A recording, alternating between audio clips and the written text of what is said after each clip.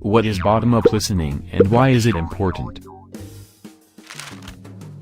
Bottom-up listening is described in the video as understanding every part of speech individually.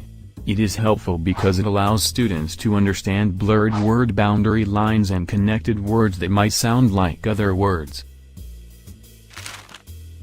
In the video she focuses on how words in English can often have the same sound. A lot of these words she points out are function words often sound very similar.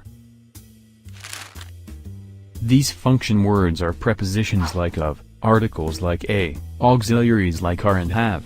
In conversational English all of these words start to sound like which is very confusing to English language learners, which is why bottom-up processing is, since it helps students understand every part of speech.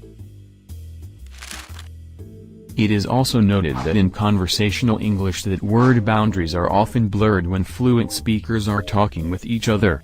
Thus, a group of words like teacher can sometimes sound like the one-word teacher, which can really confuses English language learners if there is no context to distinguish.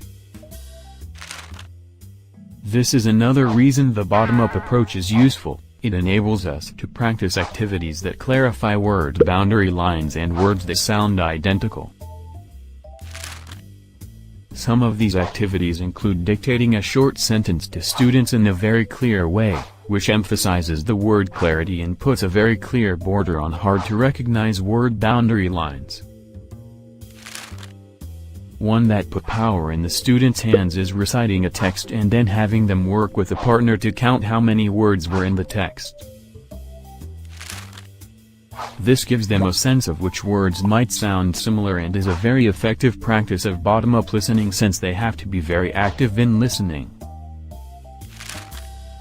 Overall, bottom-up listening is a good approach when coupled with other parts of practicing English. This should not be the sole focus of any lesson, but rather incorporated in tiny chunks within any lesson.